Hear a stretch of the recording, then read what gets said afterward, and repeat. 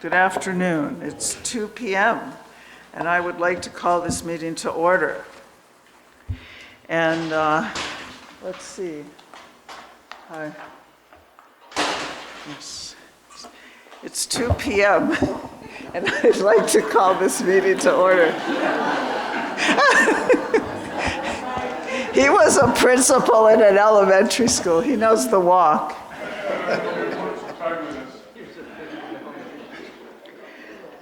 I want to say to all of you, welcome home. SaddleBrooke is the place we call home, and what a wonderful home it is. And thank you, all of you. It's great to see you. It's really great to see you. What dignitaries do we have in the audience? Help me out a little, Vivian. We have some chair people. I see John Alton rules. Yeah, okay, John Alton rules. Raise your hand. Is John here? Yes. I saw him. There he is. Tom Simister. I'm going to get Howard is the chair of Tom is the chair of the Finance Committee. Howard Cohn is the chair of the Recreation. Can I get this right? Help me out. Wellness. Thank you. And John Labar, chair of our Property and Roads. That's right. Welcome. And David Bull has raised his hand. Senior Village, yes. And who else from Senior Village is here? Hi, Greg. I heard you're on the board of Senior Village. Yes. What? I didn't mean to sound so surprised. Sorry about that, Greg. Kelly's here. Oh, yes. We have our new, can I introduce her? Sure. Do I have the privilege? Yeah, as long as you also recognize the chef over there and sitting next to her. See, once I start, it's, okay, Kelly. Kelly Evans. Kelly Evans, our new Director of Food and Beverage. Stand up, Kelly. Yeah, there you go. Hey. There you go. And is that Dylan? That's Dylan Carruthers. Okay, Dylan Carruthers, stand up, our head chef.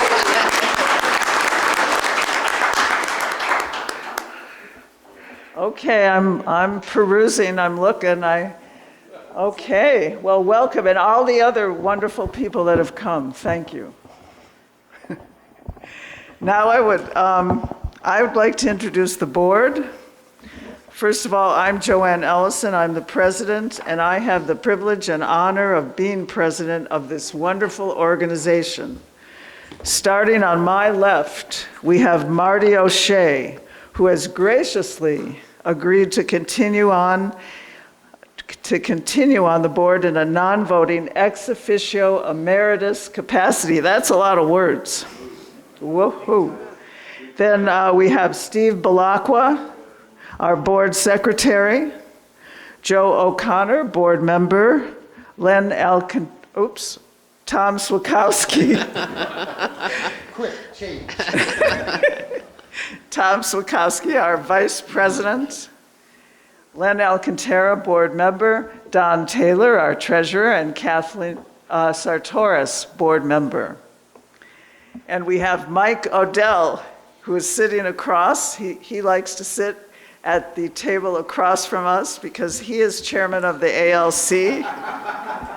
And he's only on the board because he's required to be on the board by Arizona state statute. No, he sits on our board in an emeritus non-voting capacity just like Marty.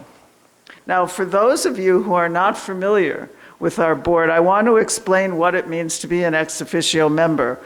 Over the past many years, our board has chosen to ask former board members if they would continue on in an ex officio emeritus capacity. They attend meetings, they attend executive sessions, and they offer their advice and counsel. Both of our ex officio members participate. And this is very important because it's a way that we preserve the institutional knowledge of our organization, and it also provides continuity on our board, which is extremely important.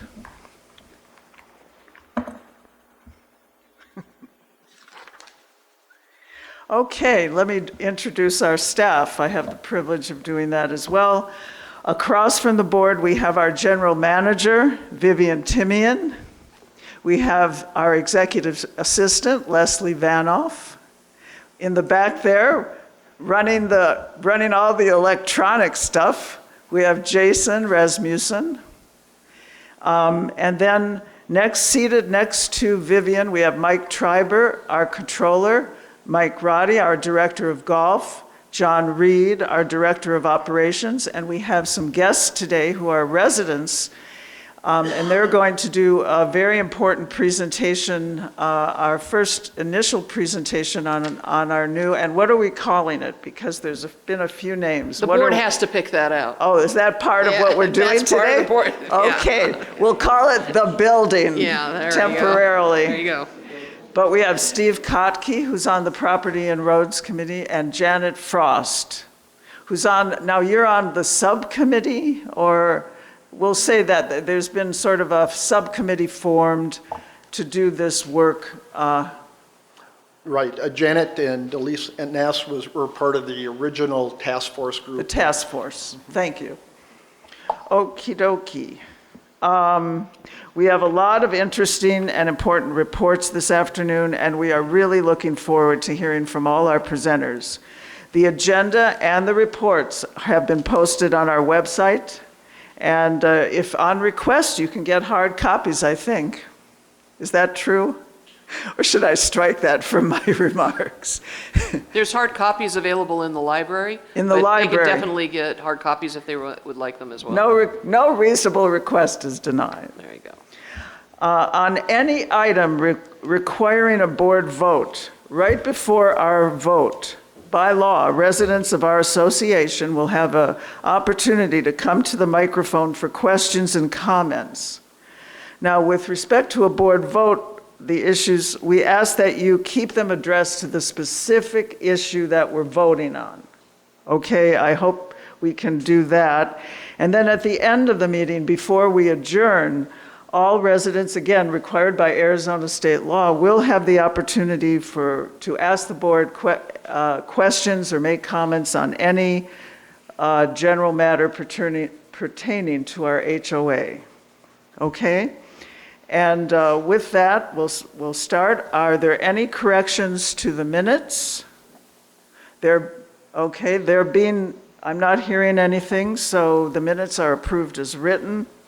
And then before we begin with our reports, I do want to ask our point person, Joe O'Connor, to give a quick update on the status of our draft 5-year planning process. So Joe, what's the latest? Well, the latest, Joanne, is that so far we've received 335 very, very valuable comments from our residents. And I want to thank you for doing that. There's some of those people have really put a lot of time and effort into thinking through that and offering some very, very positive feedback on perceptions and recommendations. Now, of course, with all such surveys and things like that, there are some less than positive comments that come in, and I assure you that they are all being addressed and looked at. Since the release of the straw man proposal on January the 25th, we've collected all these comments, and Tuesday afternoon at 4 o'clock, the comment period ended. And the board every member is looking through those comments. Several pages of Excel spreadsheets are being reviewed. The next step, we will each individually prepare a summary of our key takeaways from those observations, and then we'll meet again in March, and we'll pull together a key summary of all those key points that we'll use then to begin the traditional planning process of reviewing our existing vision, our existing mission, look at the values, and then do a strength, weakness, opportunities, and threat analysis, commonly called a SWOT analysis. And once we get to those steps, then that will lead us into developing goals and objectives, to move the association forward. And I want to touch on that just briefly, quickly. This whole process that we're going through, as some people have commented, is certainly not one person's agenda. The purpose to go through this planning process is that we want to do the best job we can with amenities. We want to keep people active. We want to keep people in their homes as long as possible. We want to influence the value of your homes in a positive manner. And we want to make this truly a great 55-plus active community where all of us can tell our friends and families, if you haven't looked at it, you ought to look at moving and buying a home in SaddleBrooke 1. Thank you. Thank you very much. And with that, I'm going to turn it over to our general manager, Vivian Timian, for her report. And I'm going to try and keep this as brief as possible because we've got quite a few reports today. But things are going well in everything golf. Thank you very much to Mike Phillips and to Mike Roddy, and of course Jane Chanik as well. We've got 455 annual members against a 430 budget. Our annual memberships, our afternoon annuals, are sold out January through March. We actually have, I think, 605 preferred memberships against a 585 budget. That number's edged up a little bit. Right now, staffing, we are fully staffed in the golf course maintenance area as well as in operations. And the weather outlook is good, even though it looks a little cloudy outside. So things are going well for golf. When we take a look at F&B, Kelly Evans, as she was introduced earlier, she is our new F&B director. We're very excited to have Kelly on board. Please stop by and say hello to Kelly, preferably in the dining room, because that means you're buying something from food and beverage. So we appreciate your patronage there. February is on track for a very good, strong month, $255,000 in revenue. Valentine's Day, the Wisconsin celebration, and the Around the World tours, and the Chef's Tables have done very, very well. And they've been very well received, and we've really brought a lot of people out to use our F&B amenity. We are developing pizza to go on Sunday, and right now, unfortunately, the staffing needs are a little higher than what we've projected there. It's actually, we're up to 4 cooks that we're looking for now, 2 bussers and 2 expos. If there's anyone out there that's always wondered what it's like to work in a commercial kitchen, please stop by. Dylan would love to talk to you. Operations and administration, we have a few things going on. In my last coffee, there was a question about the CRC parking lot lighting, and that is in progress right now. They're working up a bill of material, so we hope to have that better lit up for safety reasons in the Catalina Recreation Center. Striping down Acacia Hills Drive was completed. We are having an acoustical study done on March 7th in the Roadrunner Grill. Before the Roadrunner Grill was actually modified, we brought in a sound engineer, and he did an acoustical study. So he has quantitative numbers. This is what the numbers were before the renovation. Now we want to get the numbers after the renovation and take a look at what we can do to help do a little bit better sound abatement in that area. The auditors are, in fact, on site right now for the 2023. They're up in the conference room right as we speak. And home sales did very well in January. We had 10 so far in February. It's down a little bit. I believe we've got 7 sales in February so far, hoping to get a few more maybe, or quite a few more in the hopper in March. We have quite a few waiting to be closed out. From a staffing standpoint, we do need a facility maintenance technician, so if there's anybody out there that likes to turn wrenches, John Reed would like to talk to you. And I think that's it for me, and I'll turn it over to Mike Treiber, and he can go in detail on our financials for the month of January. Thank you, Vivian. So looking at the month of January, in fact, I have a slightly different number on home resales than Vivian. I'm not sure, you said 10. I have 8 home resales versus 10 and a half budgeted.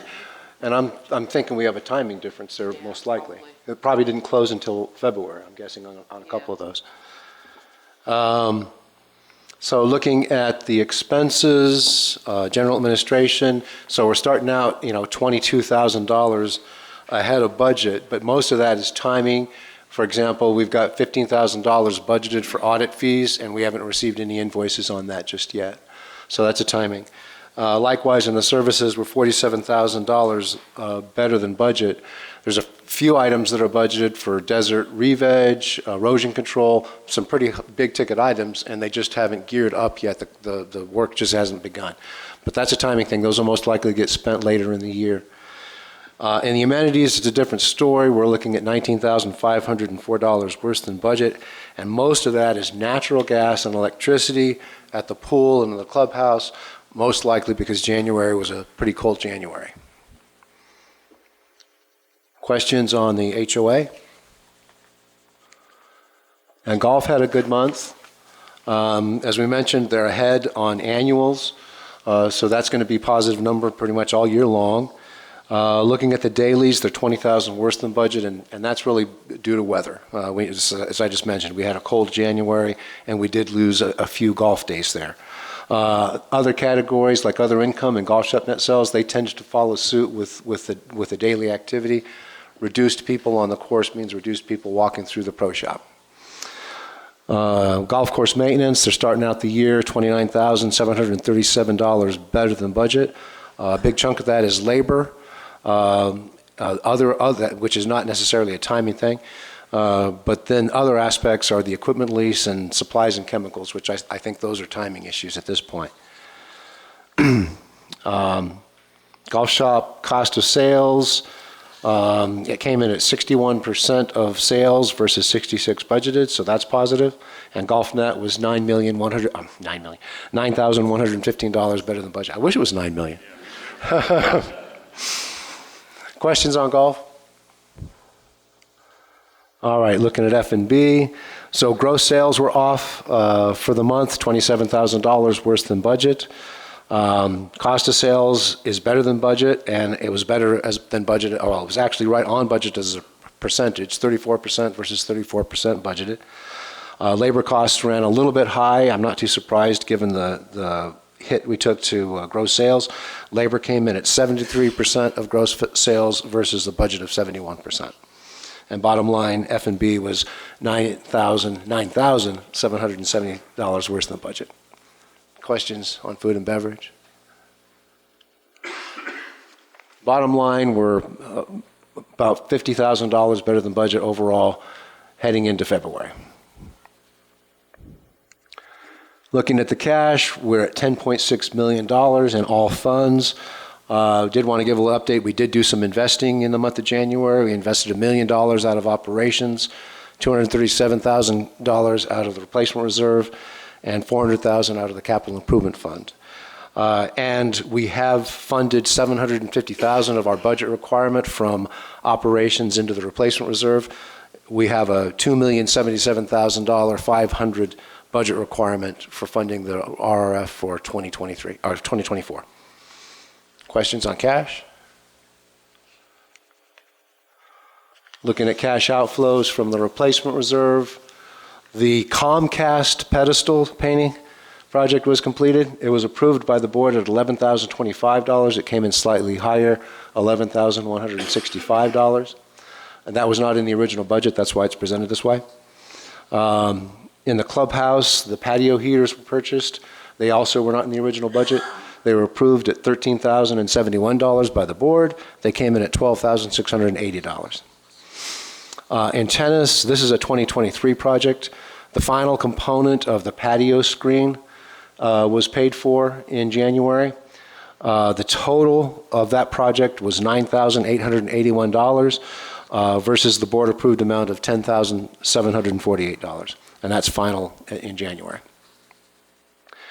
On the golf course, the final 2023 shipment of the bunker sand was paid for in the month of January at $3,409. Overall, the project came in on or under budget. I can't remember exactly, but it was slightly under. Thanks, Mike. Questions on the replacement reserve?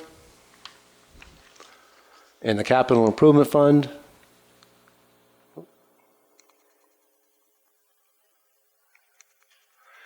In the capital improvement fund, I've just got a line item in here for the Roadrunner Grill. We'll be cleaning up the last of 2023. We had a cash outflow of $6,831. That was to 3-day blinds. We held payment until they completed everything related to the blinds and the Roadrunner Grill, and so that money didn't go out until January. And then the last payment after that is the final payment to Core, which we are holding back also while they fix the banquettes in the Roadrunner Grill. Questions? Thank you. What's next? Projects, yeah. You want to start? No, let's Pass it go down? ahead and let.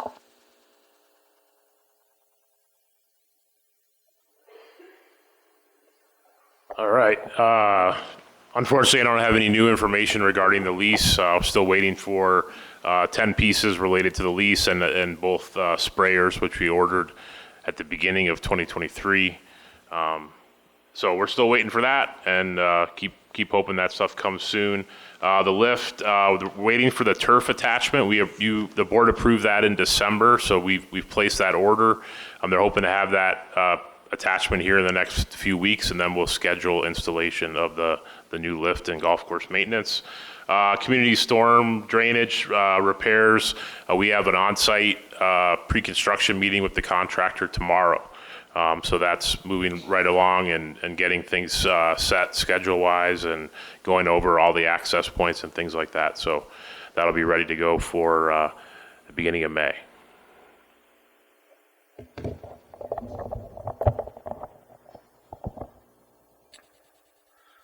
Hello, everybody. This is John Reed.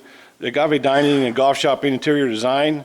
We set up a small committee with the golf department there to kind of go over the drawings and made some minor changes to it. I sent those changes over to the interior designer to see what it would take to get those changes incorporated into the drawing. Once we get that drawing back from them, then we could probably go up for a bid to see what that would cost to do those retrofits to the area itself. The land feasibility project, the information is slow coming. They did provide a informal update. There is a formal update coming. They keep telling me next week, but it's just slow coming, and I think that they will eventually deliver on that promise. It's just a matter of when they will. Agave Lounge tables and seating. The tables are all been delivered.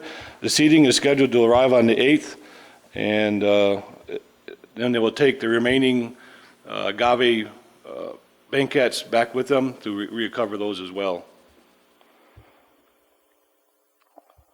Fitness center window coverings, those have been ordered. We're waiting on the provider to tell us when they're ready to install. Once they tell us that, we'll schedule that with the fitness center. And the same thing with the main pool umbrellas. Those have been ordered. Once they're received, we'll schedule that install as well.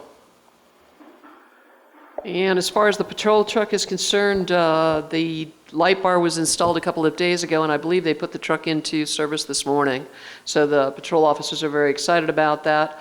On the 2023 replacement reserve study, the board will be receiving a report in the March meeting.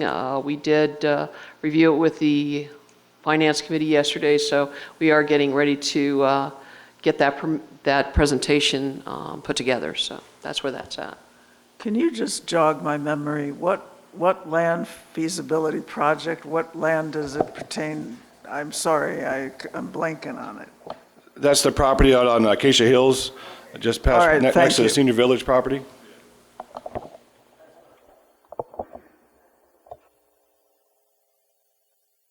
Completed projects, we did pay out for the air handlers 12 and 16. The board approved $51,713, and it came in at $50,207. The tennis center patio screens, as Mike indicated, it is complete. Painting the Comcast hardware. I apologize for this, that's my fault. The funding was RRF, and it is $11,165. The RRG patio heaters are also complete. The crack seal work was also finished at the board approved $37,209. It was actually budgeted for quite a bit more than that, but we got a better price point, and that has been completed. And main pool heater number 1 and main pool heater number 2 out of the RRF have also been purchased for $47.50 a piece, and we do anticipate about a 5-year span on those. So that is the completed projects, I believe. this is why everyone's here today. I'd like to introduce Steve Kotkies, who's at the end of the table along with Janet Frost. They've done a really good job going through this. I've seen this presentation. It's a great presentation. I hope you all enjoy it.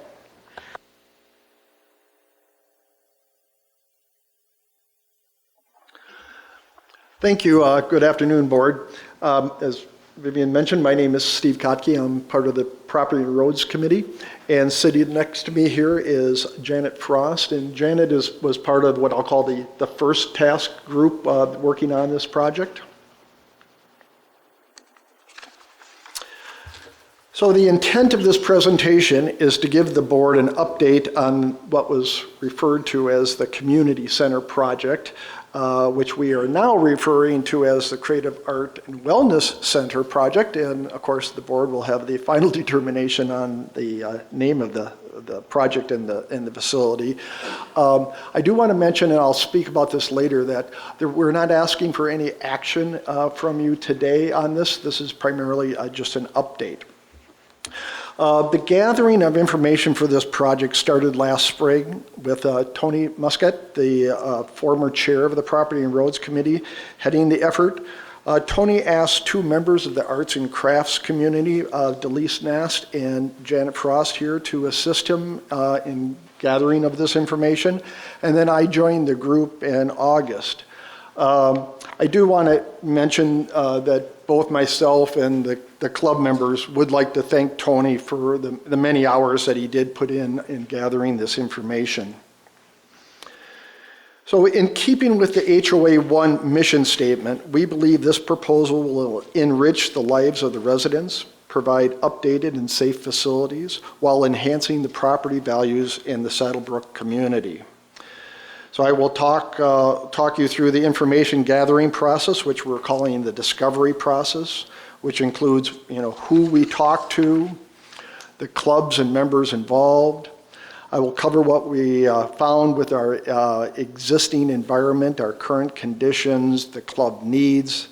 We'll discuss the benefits of building the new Creative Arts and Wellness Center for our residents, in both today and into the future. And then we'll also touch on what are the next steps we need to do to move forward. So within the discovery process, we took into account how our residents felt about our existing facilities. We talked with groups that will be directly impacted by a new facility. We also looked at the long-range planning reports and the surveys to see what residents had to say about these needs, and specifically to HOA 1 groups. We toured 5 outside communities asking specific questions to match our club's needs. And we looked at research on both the demographic and trends of future residents that might be of interest here in SaddleBrooke.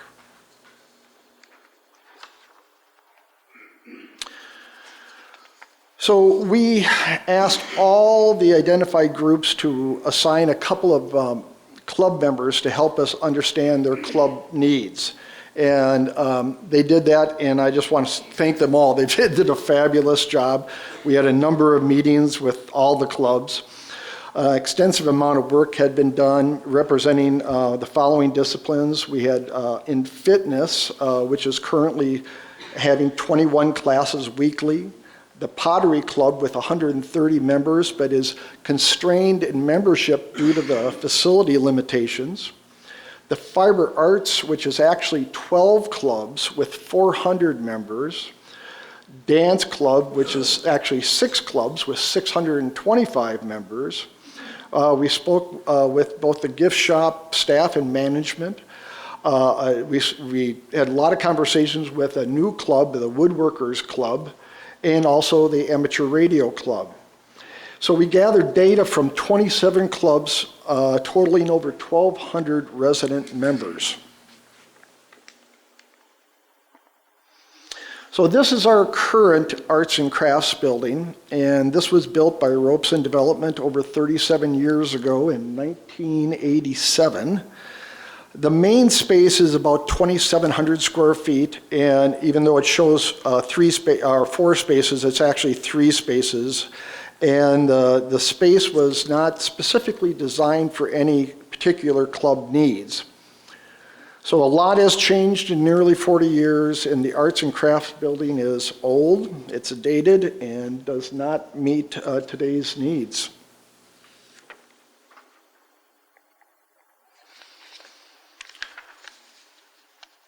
Addressing overcrowding is a key need. The clubs are working in spaces that are overcrowded, resulting in unsafe conditions, and having to limit membership.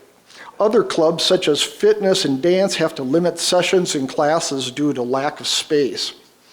Safety, due to the lack of space, the workflow is congested in these facilities and do not meet the current ADA standards, which is especially important in a 55-plus community.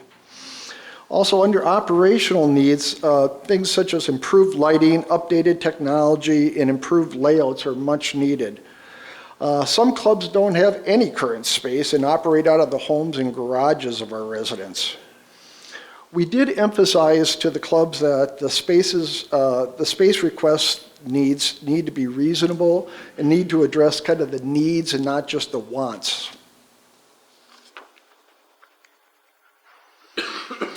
So this is just one example of a comparison between our club and those of some other 55-plus communities.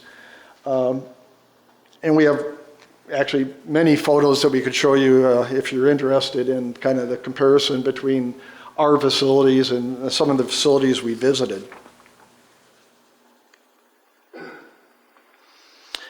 So this is our competitive landscape. We have 15 active adult communities in the Tucson area, 75 in the Phoenix area, and we're also competing against neighboring states. We visited 5 comparable communities in Tucson and Phoenix. We visited the Robeson Ranch, the Sun City Oro Valley, the Robeson Ranch at Eloy, and Sun City Grand, and Robeson Pebble Creek. Overall, we observed larger, more updated facilities than what we have here. In addition, every community, when this was kind of interesting, every community that we talked to, they were all working on trying to actively expand the facilities that they have. So attracting new residents to SaddleBrooke and keeping our home values competitive is important to all of us, whether you're a club member or not.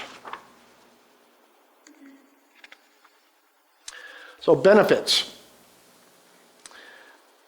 Space, increased space will allow for more residents joining activities and allow for improved workflow and the functionality of these activities.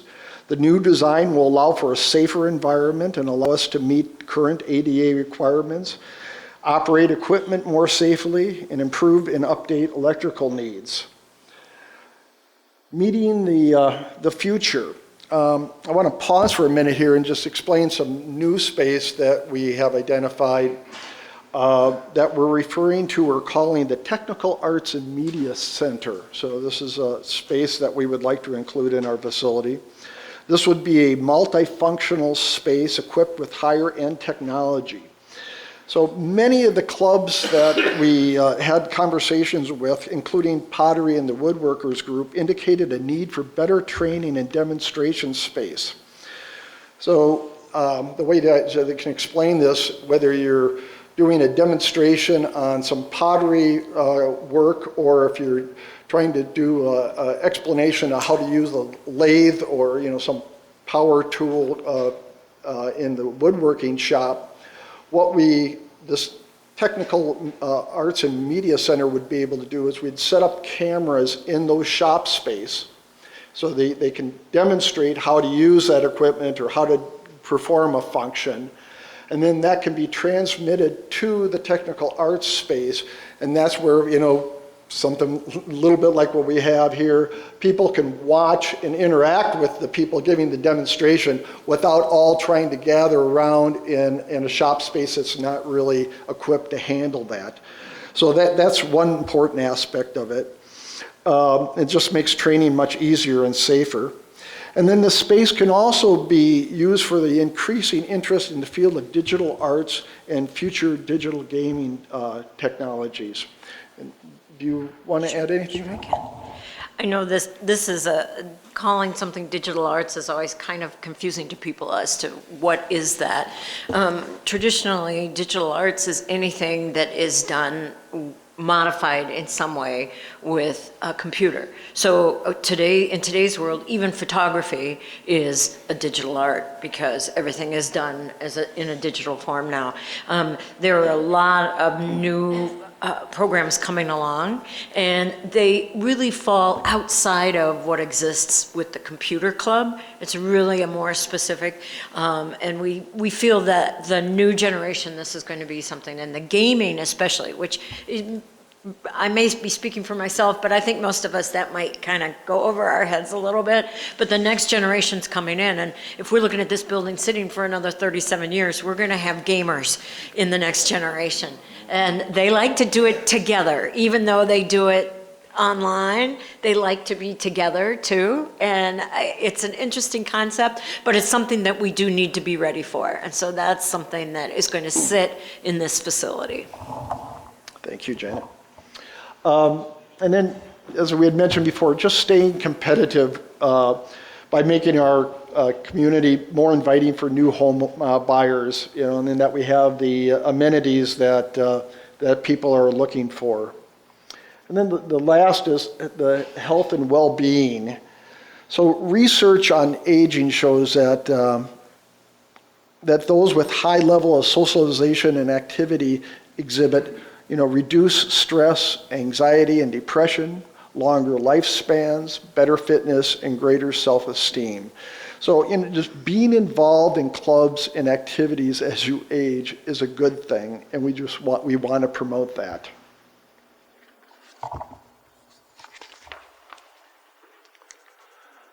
So here are the results that we came up with. We have detailed programming and space needs identified for the clubs that we worked with.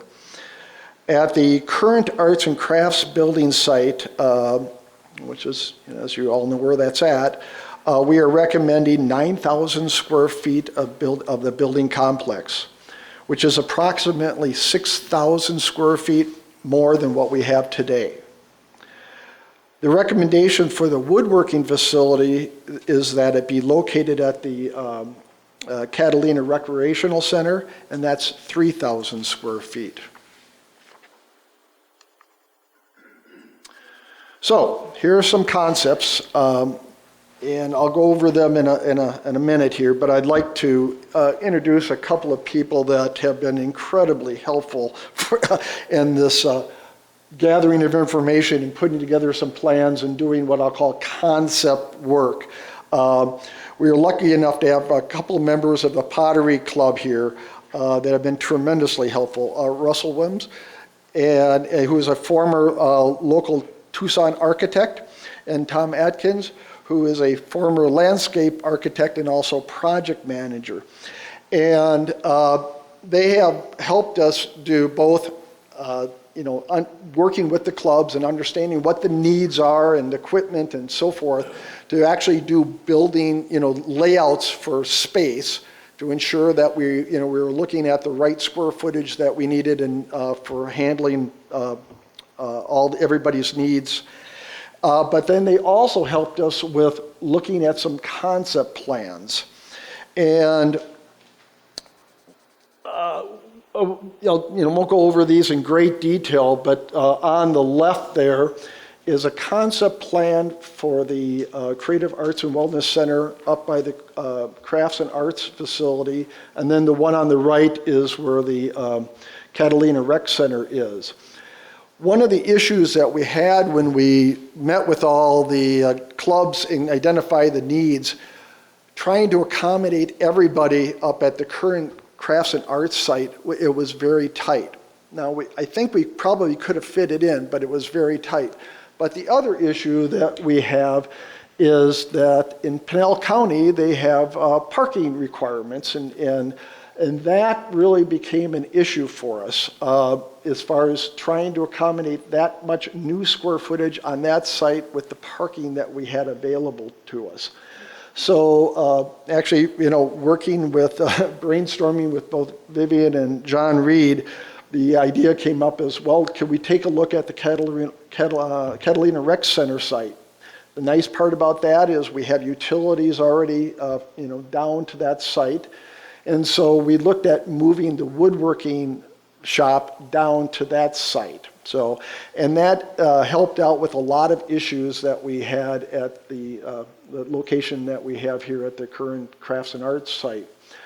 And once again, I'm not going to go into great detail about it, but one of the things that both Tom and Russell did that I think helped us a lot is we are utilizing the existing building with this concept layout. And the nice part about that is it saves money, but it also allows the clubs to continue, working in those facilities while we do some of the other construction work, so that we're not displacing club members for, a year or year and a half while this work is being done. So I thought that was a great idea. Once again, though, these are concepts, and as we get an architect on board, things very well might change. On the Catalina Rec Center site, the kind of the odd-shaped building to the right, that's our existing, card area and billiards hall, and then this rectangular building to the left would be the woodworking shop. And the primary thing that we would have to do there is reconfigure our putting green, practice putting green. And once again, these are concepts, so that isn't necessarily the exact layout of how it would be done. All right. Oops, I'm sorry. Okay, as I mentioned, we had a task force originally to gather this information, but in January, we had some changes. This work was completed, and we're moving on to the next stage. And so we have a new task force group, and that is actually led by John Reed, our Director of Operations. And then Bob Carler, a new member of our Property and Roads Committee, is part of the task force. Bob, by the way, has incredible experience in project management with both small and large facilities, so he's a great addition. You all know Don Aratola and John Labar and myself.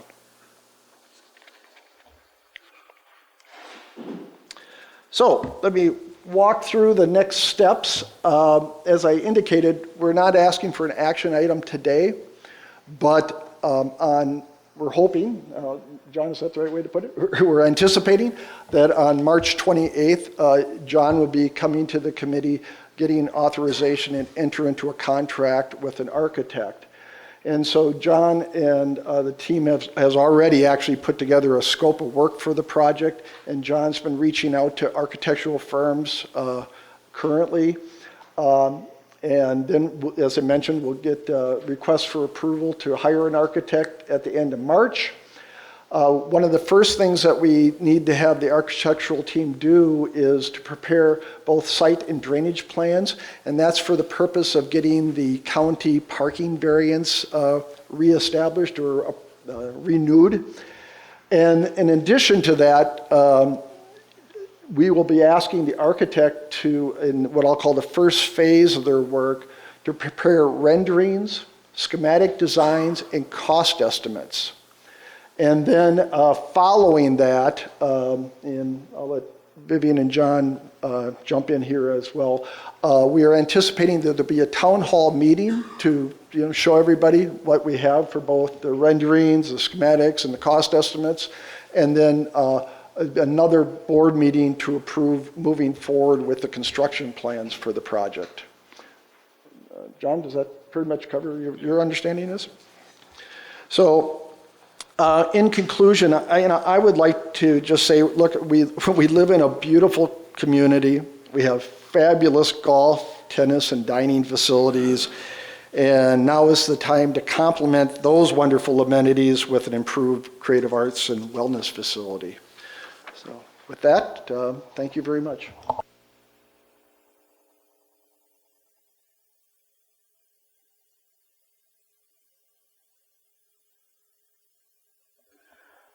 I guess we'll have board, why don't we go into board discussion?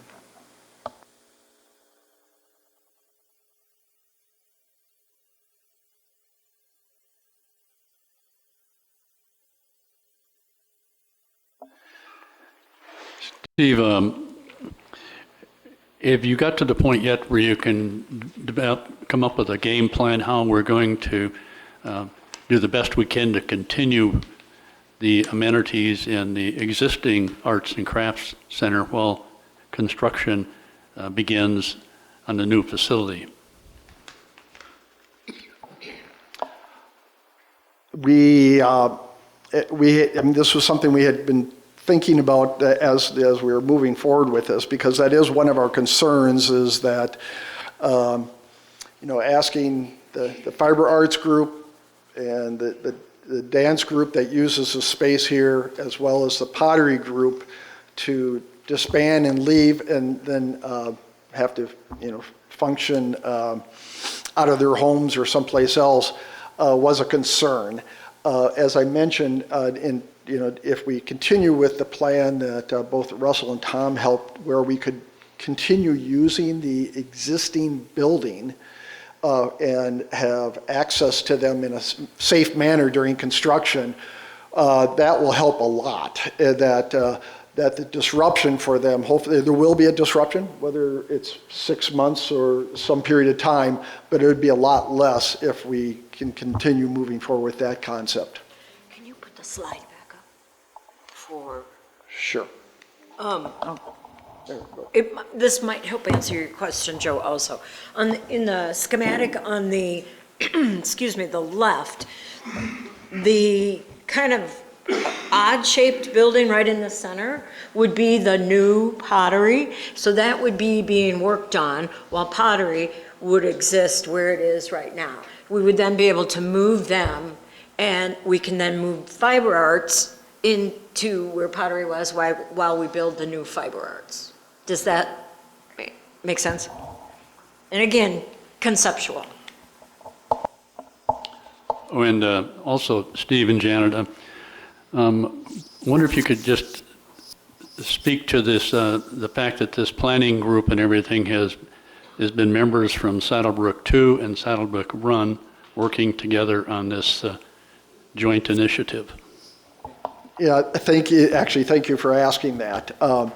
Absolutely. And one of the things that, and actually, Janet and Tony and Delise were doing this before I even joined, is we wanted to make sure we were not duplicating facilities that HOA2 already has. So we had a lot of conversation with all of the clubs, and some of the clubs said no, the facilities they had over at the HOA2 Mountain View site were adequate and they did not need any more. So I think we had a lot of conversations about making sure that we didn't duplicate.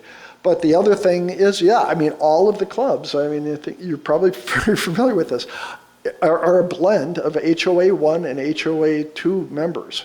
Yeah.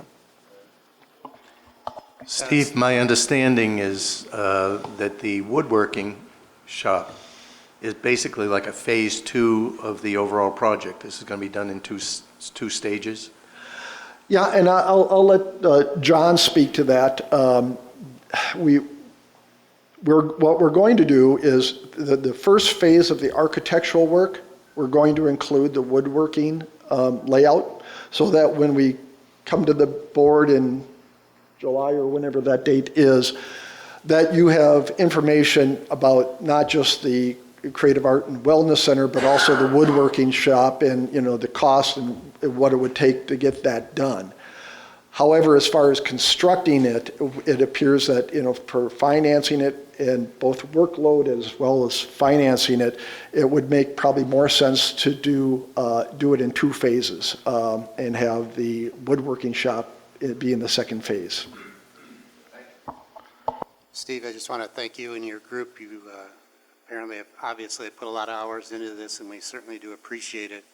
And I'm just wondering if there's going to be something in the communicator or something to solicit information from other residents, maybe perhaps that you haven't spoken to yet, maybe members of the community that might have ideas as to where they think some space should be as well. So maybe if there's an article in the communicator or something, and then with a email address or something where someone could reach out to you and let you know what their thoughts are regarding the new building before it progresses too far and things get locked in.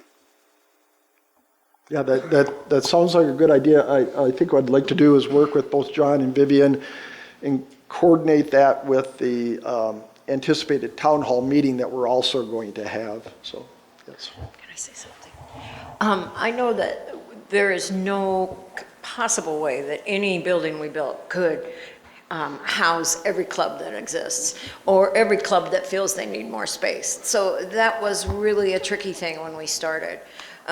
We, as Steve said, we focused on not duplicating what was an HOA 2, but we focused on what was already in that building specifically and needed more space. And so that was really how we got to pottery, fiber arts, and then dance and fitness had already been highlighted in the survey as having huge needs, and they are basically right there also.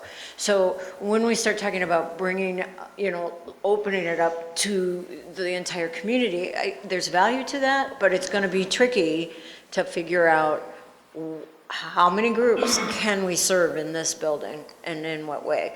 Some of that honestly will fall on you, the board's shoulders. An example is the gift shop, and we've kind of gone around about how much space does that get, how does that fall in, so we couldn't make those kind of end decisions. A lot of that will have to probably be decided by your group. I know it, excuse me, I know it's early days, but I walked that site and it seems to me that rather than looking at different buildings, we should build one building to cover that footprint. Now, I don't know how that's going to work with using the other 2,700 square feet, and I'm sure we could propose it to the architect, how can we do this? But I would think it would be better to try and, rather than trying to preserve that 2,700 square feet, just build one new building and suffer the consequences of not having it being able to be used for a little while. I mean, that's just a thought of mine. And I think you get 10,000 square feet rather than 9,000 square feet. Because looking at that drawing over there, you're building essentially 3 new buildings inside of the other buildings, and there's a lot of wasted space. Whereas if we could just build one building on that footprint, it makes a lot more sense. John, you got it. Yeah, I think you're absolutely correct as far as, again, this is a concept. We just kind of put something on paper until we actually get engaged with an architect to see what our options are and see where their challenges may be.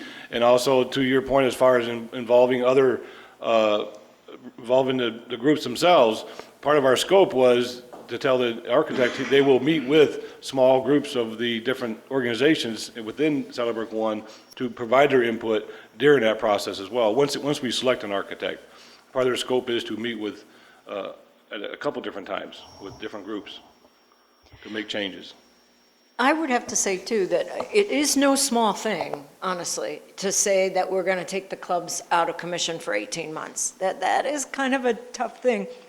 And we have had this very discussion about it financially. If everything is looked at in a vacuum, one building makes the most sense. We get into a lot of parking trouble then too.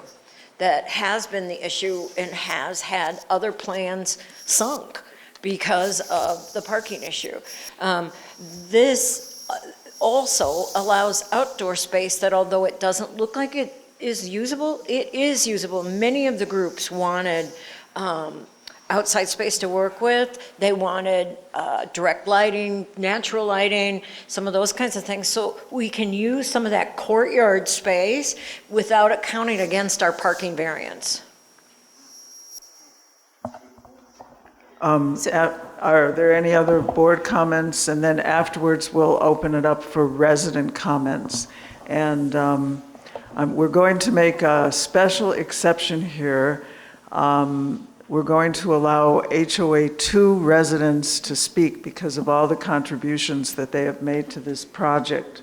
So we want to get their input as well. So you are allowed, usually we permit HOA 1 residents to speak, but This afternoon, we're going to allow HOA2 residents to speak as well. But let's finish right now with any preliminary board comments. Any board? Okay, Kathleen, go ahead. Hi, thank you, and thank you for all the work.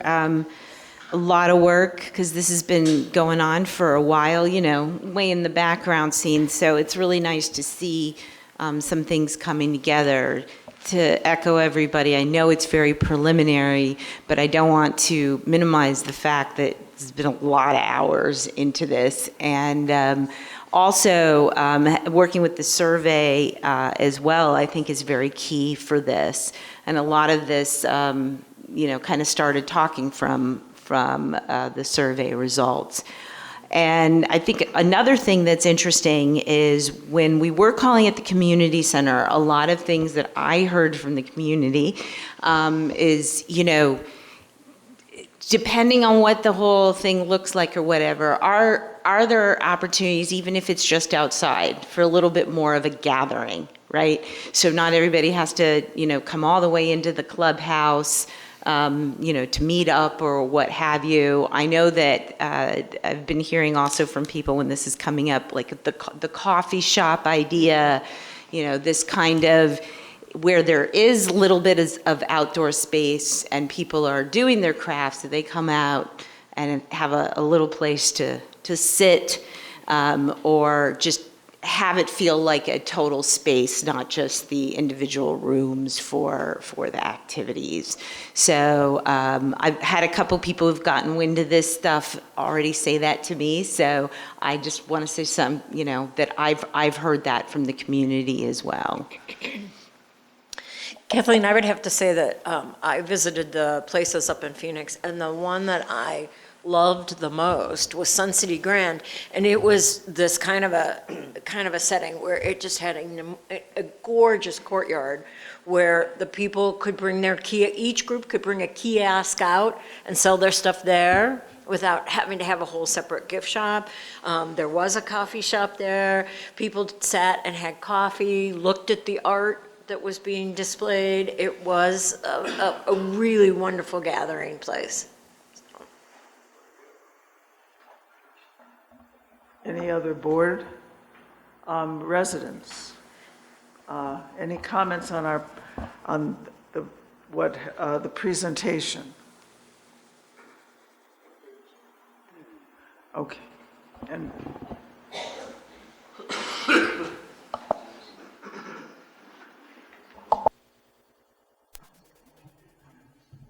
Harry Ford, Unit 21, Lot 2. I've been following this project for 10 years. It hasn't gotten done. And my first question is, how much has been spent on this project in the last 10 years? Second, what is the history? As Lynn said, as I recall, there was a 9,800 square foot single building, but that's not even mentioned as an option. After 25 years, SaddleBrooke 1 doesn't have a facility master plan, including how this coordinates with the other old building. Should we tear it down? I think we should tear it down. We don't have accurate utilization numbers. How many people SaddleBrooke 1 are using it? How many people are SaddleBrooke 2 are using it? What's different this time that the project is going to go forward than the last 10 years? Especially without a facility master plan, an updated survey, focus groups, a community meeting. I sent in some information on competitive information. We don't have competitive information per square foot. Comparing, now that we have some numbers, this to the fabulous Creative Arts Center at SaddleBrooke Ranch, this is still 25% less than SaddleBrooke Ranch. Where have the arts and crafts people been going the last 10 years? To SaddleBrooke Ranch, Sun City Grand, other places. The biggest thing is, if you look at the dollars, at $550 a square foot, not even counting the parking, you're $2.5 million over the budget. So how is this spending additional $2.5 million prioritized with other projects that SaddleBrooke 1 has going on? A lot of unanswered questions. Thank you. Thank you very much for your comments, and they will be, they're here on the recording, so the board will be able to review them. Thank you, Harry. Joanne, can I say something? Go ahead. Harry, I just did want to address one thing, just because I've seen some of that, both from the survey, but also with the work that the group was doing for the past many months. And there definitely are numbers in terms of attendance. There's definitely a lot of things about finding out who from where, from whatever is using, whether it is how many people are going to fitness classes.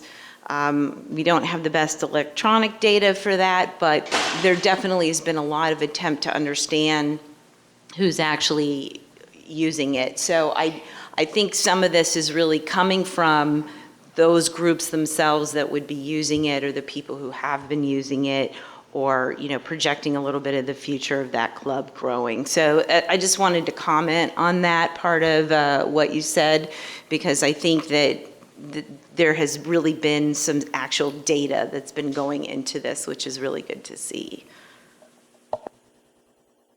Any other resident comments? Yes. Howard Cohen, Unit 5. Is my understanding that parking may decrease what you can do? Is that true, or is that not true?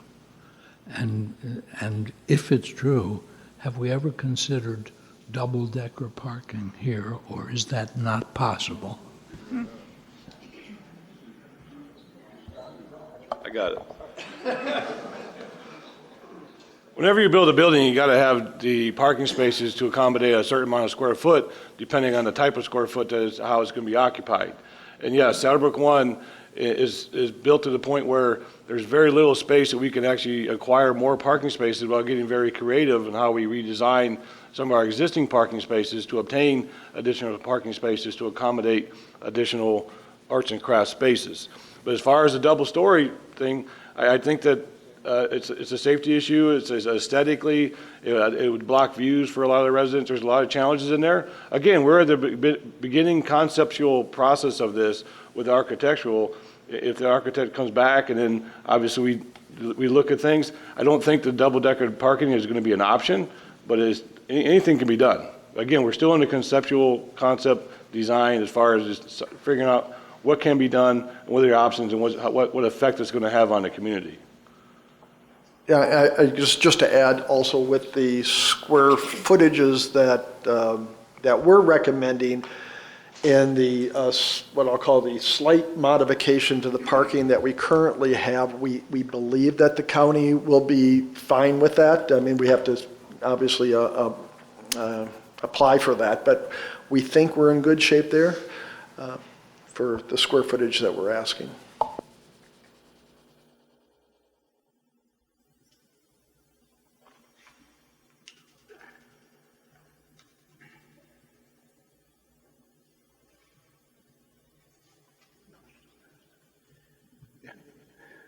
Yes, hi, David Bull, 1A unit and lot 84. I just want to put a plug in for the gift shop. First, I want to challenge administration, board, residents, go take a look at our gift shop. You can see how crowded it is, and there's some really great stuff being put in there, a variety of stuff. And these are all the very involved artisans from the SaddleBrooke community. Yes, 1 and 2, but that's how we're united. They're out of space. They've been out of space. They need storage space. They need better display space. I would challenge everybody also to go up to SaddleBrooke Ranch and Sun City. They aren't that far to go. Look at their gift shop. Well, the ranch doesn't have a gift shop. They've got beautiful spaces to work, but no shop where you can buy. They have some good display windows. Sun City has a beautiful gift shop and display windows, plus some ante rooms. So they got a lot of good space there. That's definitely needed. Annual sales, I think, was cited at 25,000. That was 2 years ago. It was 26,000 last year, and I don't know what happened.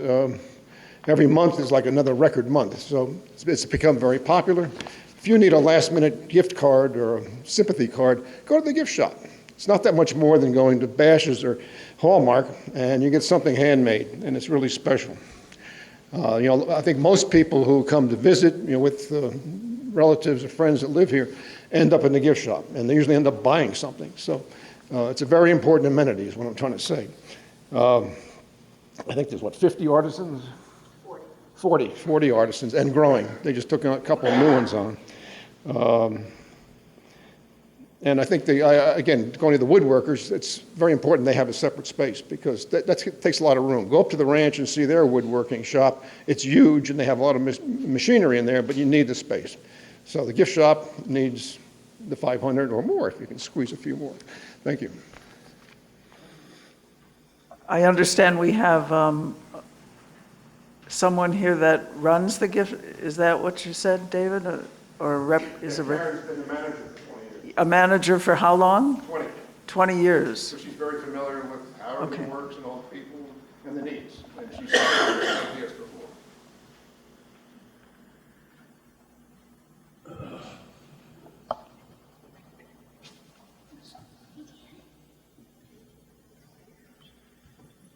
Hi, my name is Daphne Cates. I'm in Unit 45 in SaddleBrooke 2. When my husband and I came here to look at the two communities for SaddleBrooke, the ultimate decision came down to where I was going to feel my artistic needs were going to be met. I was not an artist when we made that decision either, but I am now.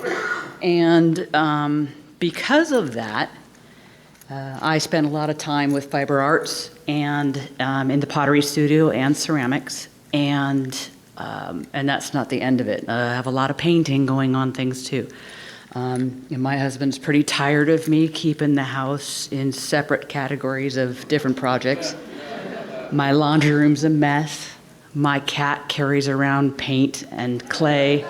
At any given time, right now, my laundry room is a clay studio and storing a lot of stuff for different projects. I have clay drying in different places, including my bar. So what I wanted to let you know was that as a resident, and I've only been here less than 2 years, it was really important to us to find something that was going to meet that creative need for me. Thus, that gives my husband more time by himself, which he likes. And last, I wanted to let you know, since I've discovered I have all this talent, and my husband is amenable to me removing the mess where he can't see it. We're adding 230 square feet to our house right now because there's not enough room to work at home to contain the messes, but not enough room to work in all the facilities. And because we get to go down there and work anytime we want to, there's just no idea about how much traffic there's going to be. Yesterday, there were no seats in the pottery studio. Today, I don't know where everybody's at. So, thank you.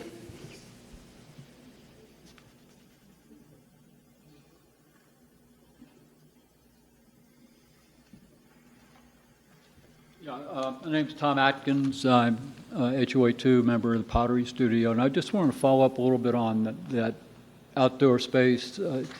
We really should think of that as an outdoor room. It is providing function in terms of circulation space. If it was one big building, you'd have that circulation function, which would be an air-conditioned corridor. That outdoor space is providing circulation space, and it's not conditioned space. But really think of it as an outdoor room. It could be the living room of that complex. Great place for displaying some of the artwork that's going to be there. The Pottery Club needs some outdoor space to do some of their work projects or some of the project work. And so it's providing a whole series of functions, just a place to sit and read or, just relax within the space. So it's a real asset to have that outdoor room and not combine it into a small corridor, conditioned corridor. Thank you.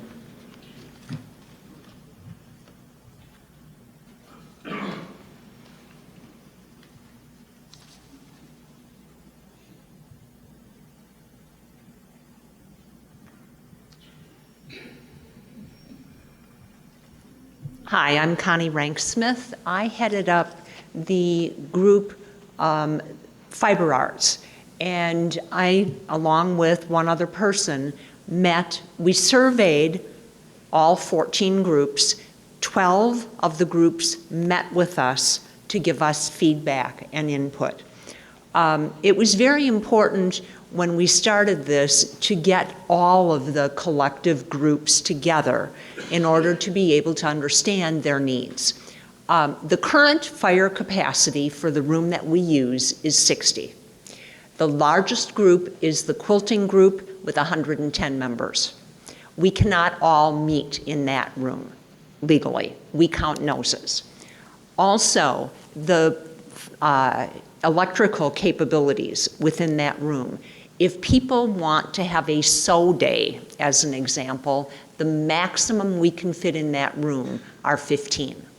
We can't get any more sewing machines in there and run irons without the risk of popping the breakers. We had people bringing small machines in, and I held my breath as we then had 3 irons going and challenges of that nature. What we did when we met with all of the groups was to understand that the space would be able to be utilized by everyone, and we came to an agreement on that. And the space that we have proposed in the concept is a space that all the groups agreed would work for them, and that is the 14 groups that we surveyed, sent back the final things, and we got approval that that would work for everyone.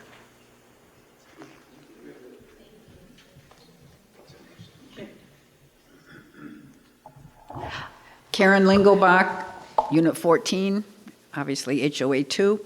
I've been the manager of the gift shop for the past 20-some years. And when I started, there were about a dozen artists, and they were open 3 days a week. We now have 40-plus artists, and we would have more if we had wall space, which we do not have.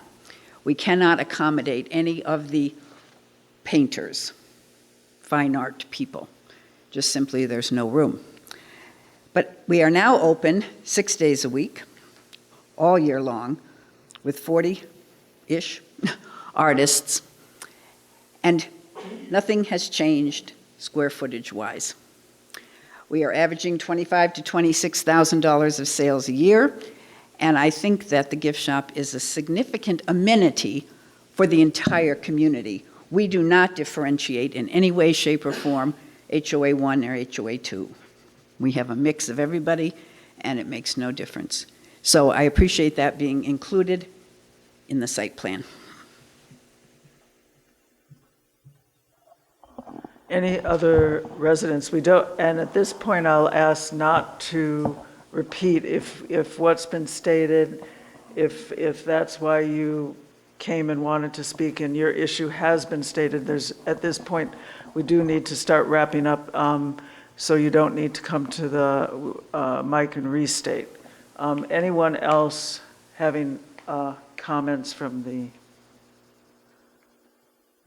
Okay, so I guess any other board comments before I close? Okay, so I guess on behalf of the board, thank you so much for your work. Thank you for all the volunteers that have contributed so far, and I believe we're on our way to an absolutely wonderful project. Thank you.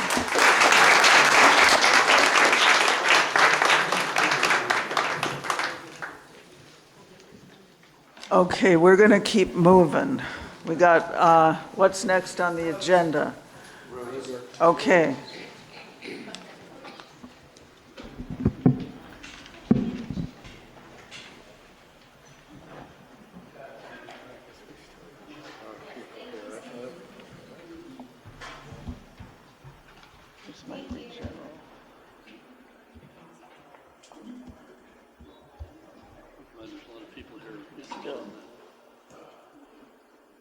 In the road work. How do you get the thing to go? This presentation is a little bit more boring than that other one. Anyway, this is the Phase 2 road work. Seal coat will probably occur in March and April of this year. Let's see, next. Oh, you got that there. We've said this many times before, the transition agreement requires management to complete the roadways every 5 years, which includes crack sealing, seal coating, and more recently milling and replacing some of the streets in our HOA 1. The work this year is Units 1, 1A, Units 6, 12, 16, and Massey Drive. Massey Drive is part of Unit 9, but due to work by Comcast, it kind of destroyed some of the asphalt in there, so we're going to fix that. There's a big area down at Massey and Brassey needs to be replaced, and the street will be seal coated. South Santa Monica Court, that is not in California. It's in Unit 9, believe it or not. It's a little street about 400 feet long, I think about 26 feet wide, and then it ends up into a 2-lane road. It goes back in there, where it's probably a ranch back in there, and we've never done any work on that little section of road. But that needs to be, it's been crack sealed. It'll be seal coated. The Unit 20 parking lot on SaddleBrooke Boulevard will be seal coated. Hollins Highway, seal coated. The golf shop, the lower parking area wasn't done when we did the upper part. That needs to be done. And the golf maintenance yard, which we overlaid with 2 inches of asphalt in 2021, that'll be seal coated, including there's a small area, the entrance up to the gate. That's asphalt we need to do. The total area is not very large for normal, 84,400 square yards. The budget for the project was $147,700 that we use cost of $1.75 a square yard. This is a map of the areas. It's not really fun to look at, but what I've done, I've downloaded all the unit streets on 8.5 by 11s for the contractor to use to determine where we begin and end. So in other areas, I've taken pictures to show them what we have to do without using that map. We received 3 bids: Tucson Asphalt, Bates Asphalt, and Sunland Asphalt, and the lowest bid was Bates Asphalt at $112,000 plus $1.34 a square yard, which is a very good price. They must have got a good price on the sealant. Next. Okay. There we are.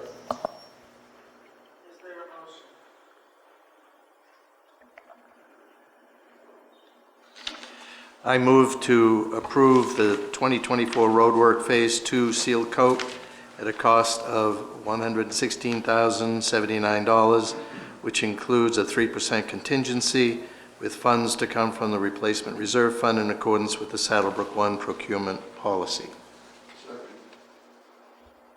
Okay, board discussion. Thank you, John. This is Kathleen. Hi. I know that I ask this question a lot, but I'm really glad that we have a low bid, lower than the other two, and that sounds like a great deal.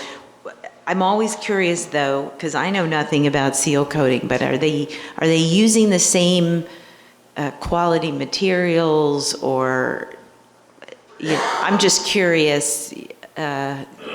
Do we know the company well, or?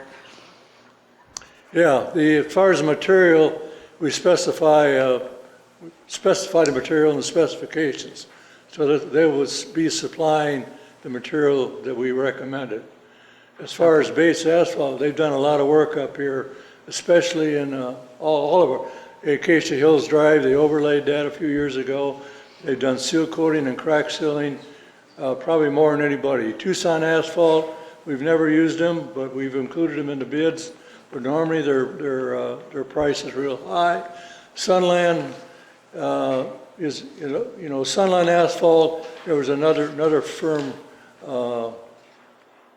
that merged together into Sunland now. And Sunland has done work for us. They did our crack sealing this year, but they weren't a low bidder on this, so.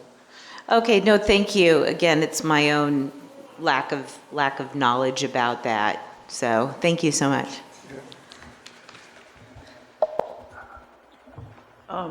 Would any resident, I'm assuming there's no other board, are there any other board? Okay, residents may come to the comment, but please restrict your comments to this specific motion. Yes, Harry Ford, Unit 21, Lot 2. I sent in some pictures and some comments ahead of the meeting. I was going to submit more, but the work request system hasn't been working for the last 3 or 4 days. My first question is, in seal coating, I look at Sun City Oro Valley, and I say their roads and their seal coating is much better than ours. While the transition agreement might say every 5 years, why aren't we doing it every 4 years in areas that, like Unit 21 and Golf Course Drive, at the end of 4 years, the road looked terrible. The second part is, why aren't we filling all the holes and the water holes before we do the seal coating, repairing the roads? Right up the street from me, I submitted the picture on Golf Course Drive and Desert Ridge. For years, you've had puddles of water, like 6 puddles. It's not when it rains, it's when people wash their cars the other day. And so the residents are driving through their fresh washed cars and they're getting them wet again. I think it's a safety issue because some of these dips are really big. Why aren't they fixed before we do the seal coat? I haven't seen anything in the reserve study for roads that we're going to fix these things before we do the seal coat. Thank you. I get that one. We did $43,000 worth of repairs on the roads last year prior to doing $500,000 worth of seal coat work. And we do plan to do the same thing again this year. We typically, when the roads come up for seal coating, we do extensive repairs throughout, so. And I do want to say that the board does receive all of your emails, Mr. Ford, and reviews them. So please be assured of that. And thank you for your comments. All in favor? Aye. Any opposed? Motion passes unanimously.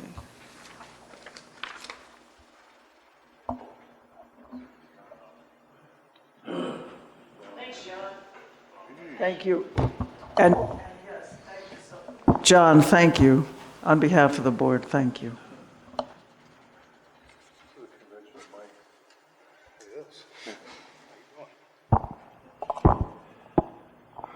All right, good afternoon, everyone. I'm going to first start off talking to you today about replacement bunker sand for this year in 2024.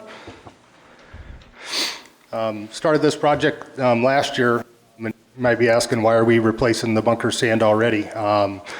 So in 2018, we installed new liner and all new sand on the SaddleBrooke golf course, and then in 2019, we did the Catalina golf course. And this was all done in-house by the golf staff over those summers. And the decision was made before we started that project to go with a 50-50 blend of sand. It's 50% white California sand and 50% brown Arizona sand. Bunker sand has a useful life of 5 to 7 years in southern Arizona. So we're coming up on, we did SaddleBrooke in 2018 and Catalina's being added this year as it's hit the 5-year mark this year for age. So between all the grass clippings, vents, wind events, the sand becomes contaminated and does not drain as well when the sand is put in fresh and new. All the sand in the bunkers, they don't all start forming at one time. Bunkers take on more debris, more grass clippings. They take on more water when it rains. So there's all sorts of different factors that can go into how long a sand is going to be good in a bunker. What we don't want to do is wait till they're all underperforming to start to replace the sand, because then we're in a position where, it's a much bigger project to try to get all that, replace a whole course in a summer. It allows the maintenance staff to just address the most underperforming ones when we have time to do that. So this first year we started off, sand is being removed manually. We plan to continue doing that as to not damage the liner. That's already been installed. Plan is to do this during, course closures or when we have staff availability. I know we talked about doing that, over the summer months when the courses are closed. That really just depends on my staffing level. I didn't have the staff last summer, so that kind of bled into the fall and winter. So that could be a possibility again this year as well. And then we've also got a nice stockpile of the sand that we've removed this year that we're going to use this summer for top dressing areas in the rough. We're going to reuse that sand. So progress we made this in 2023. We're able to sell 100 tons of new bunker sand on the SaddleBrooke course. This 100 tons of sand was enough to complete 6 bunkers on the SaddleBrooke course, okay? Kind of put in perspective, I kind of got to go by square footage when we're doing this. So overall, I think we have around 86,500 square feet of bunkers over all 3 golf courses. I know on SaddleBrooke, there's around 31,000 square feet. We replaced around 4,200 square feet of that this first year. So we did just send the pricing inquiry to one provider of the 50/50 bunker sand, because there's only one provider of the bunker sand that we use here at SaddleBrooke 1. We're estimating purchasing 200 tons of it this year at the current cost. There's 30,000 in the 2024 replacement for this project. Pull it away. Okay. Gotcha. And then we are, moving forward, we are anticipating the need to increase the RRF budget for the remainder of this sand placement project. If you could tell, last year, I think I proposed the purchase of 110. We got around 100. You know how sand and material is delivered. Those trucks are loaded between 22 and 26 tons. So they're not going to make an extra trip out here for just to deliver that 10 tons. So we've got around 100. That's why this year we're going with that round number to 200, which keeps that number under the RRF budget.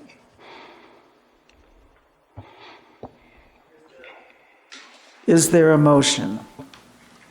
I move to allow management to proceed with the 2024 bunker sand replacement project with the purchase of 200 tons of 50/50 bunker sand from West Coast Sand and Gravel at a cost not to exceed $30,000. Funds to come from the replacement reserve fund in accordance with the SaddleBrooke 1 procurement policy.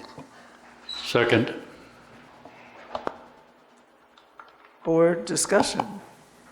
Mike, as I recall, when we did the fairway dressings, wasn't there a huge increase from the prior year? And this is only like an increase of like 11%.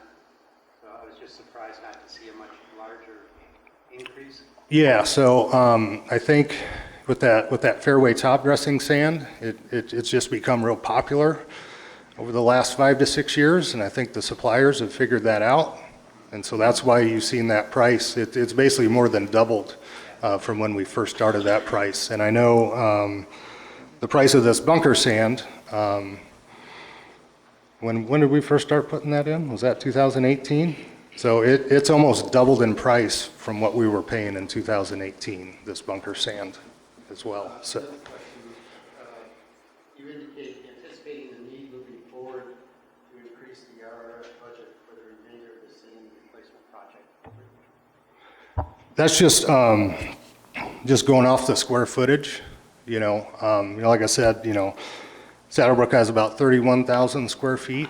We did maybe 4,200 of that, in 2023. And I believe there's only money till 2026 to replace that sand on SaddleBrooke. So if we want to get all that sand replaced by 2026, we're going to have to increase that spending number, to up our quantities. For 2026 or 2025? 2026. For SaddleBrooke, Catalina's 2027, and Tucson's 2028. Thank you. Hi, Mike. I'm the person who always asks some of these basic questions. So I am up to speed with the sand from the last time. Can you remind me what is the benefit that, because they kind of have us over a barrel here with the prices going up, what is the benefit from this one company with this one kind of sand? That's what the members decided on and wanted when we made that decision back in 2018. Okay. We had, I believe it was down by the practice area, we had the two bunkers. One was filled with the 50-50, one was filled with the 65-35 mix, and the residents decided they liked the 50-50 more, and so that's what we've gone with. Okay. I was going to say consistency on the golf course, all bunkers need to be the same and play the same. So you Okay. can't switch the same like 4 bunkers and have the others 40 or different. Okay, so I can't just say, wow, that price of yogurt doubled. I'm going to eat this yogurt. It's not quite the same. Okay. All right. Thank you. Any comments from residents?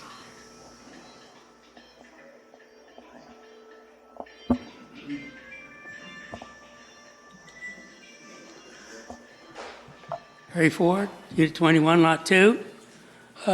This issue has been brought up in the past.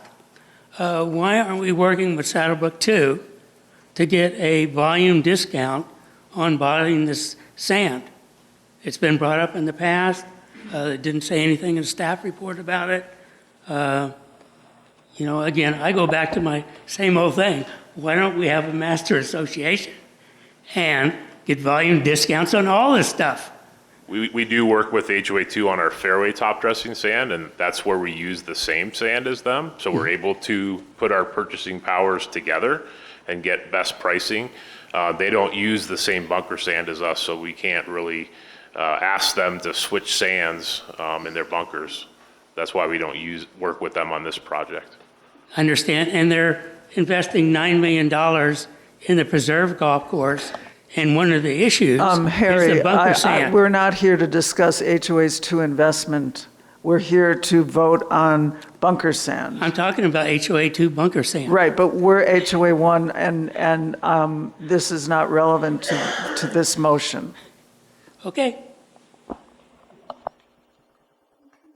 But we did receive your emails on the topic.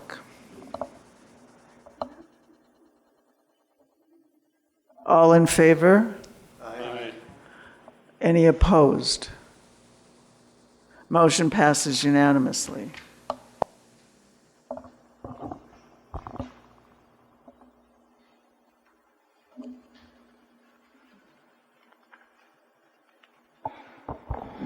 right, moving on to the next presentation, we got the replacement of existing sprinkler drives. Why do we need to replace why do they need to be replaced? So some of the current drives we have out there are over 10 years old, which is beyond the useful life of a sprinkler head in southern Arizona. As these heads age, they provide inconsistent and inefficient operation. This leads to inconsistent turf conditions, overwatering, increased man hours for maintenance, and hand watering areas. During the irrigation renovation, sprinkler drives were reused as they still had useful life and to save on the renovation project. So that happened in 2015 and 17. All of the sprinkler drives, they're not going to all fail at once. The golf maintenance team needs replacement drives on hand to replace the drives that start to fail. So when it's 100, 105 in the summer, I can't really wait 2-3 days for a new sprinkler to come in. We want to have something right there and now so we can keep our grass alive. New heads provide reliable, consistent application of water to turf areas. It is very difficult to quantify, but they do lead to reduction of water usage and man hours over the life of the heads. So the drives to be replaced include 1-inch valve and head. So the part that we are actually replacing is that the part you see sticking up out of that can is an internal drive that goes down in. That's the what applies the water to the turf. I apologize, I normally have a couple demonstrations here for you today, but I forgot them today, so that's my bad. But these heads water various parts of the golf course, greens, tees, fairways, and rough, all throughout the golf course. 2015, decision was made to go with Toro for the irrigation renovation. This allowed us to reuse some of the drives that were purchased during the regrassing project in 2010, 11, and 12. We need to stick with Toro in order to utilize the components and stay consistent with what's installed during the irrigation renovation. So once again, we're dealing with rising costs. You can tell we started making these purchases in 2021. I was able to purchase 130 heads that year. Went down to 110 in 2022, 100 last year, and we're to 98 this year. What I can tell you is during that irrigation renovation in 2015 and 17, we reused 780 sprinkler drives that were purchased in 10, 11, and 12 that we reused during that irrigation renovation. So if we were to go ahead with the purchase this year, 438 of those drives will have been replaced out of the 780. And that's the number we want to get to. So I know let's see. So cost versus budget, cost to purchase both part and full circle sprinkler drives for the project, $14,966.58, includes tax and delivery. They do come with a 3-year warranty on the sprinkler drives, and this is also utilizing our national account with Toro. So we do get a little better pricing on the sprinkler drives with the national account pricing. There's $15,000 in the 2024 RRF for this project. I move to allow management to purchase of 63 part circle and 35 full circle Toro replacement sprinkler drives, the amount of $14,966.58. Funds kept from the replacement reserve fund in accordance with SaddleBrooke One procurement policy. Second. All right, board discussion. I have a question. Do you just replace these when they fail? Yes. Pretty much? Yep. Okay. Yeah, they're replaced when they fail, or, we'll notice, one might start to turn a lot slower than it should. So that's when we know it's about to fail, so we'll pull those out and replace them. Second question is, how many do you have in inventory? I think we've got around 100. Okay. Third question is, last year you bought 100. How many did you use? Well, I still have 100 in inventory. So I can't put a number to how many we used last year. I'd say probably around 60 to 70. Okay. So you're not buying less than you're actually using? Correct. Okay, so you have adequate amount on hand? Yeah, Okay. yeah. We do have some on hand. I could tell you that this last year, we have replaced more, it seems like, than we have the years before, starting to fail. My concern is more that you're trying to fit the purchase into the RF number, it seems, and I just want to make sure you're not going to run out and. No, we still have, I think we still have plenty on hand. This is still a good amount. Yeah, Mike, I've got a question. So in 15 and 17, when we did the whole irrigation system, spent about $3.4 million roughly. Had all the great sprinklers, everything could be managed with your iPhone. So my question is, with these replacements, is this going to embrace the technology of our current system, so it's not going to prevent you or Mike Roddy from continuing to manage that so closely? So what we're putting in is, their latest sprinkler model, that will go in those cans, to take advantage of any new, thing they've come out with on a sprinkler. Haven't really come out with anything, really new, the last few years, so it's just been the same. I think, around, when was that? Maybe about 10 years ago, that's when they came out with this newer drive, and they've kind of stuck with that since then. So what we're buying, over the last few years has been the same technology. Any other board comments or questions? Resident comments or questions? All in favor? Aye. Any opposed? Motion is unanimous. Thank you.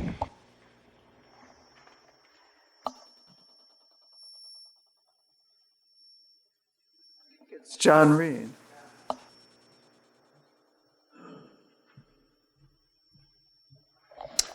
Hello, everybody. John Reed here. We're going to talk about the Agave South entrance door replacement. This is the existing door looking in from the outside and from the inside as well.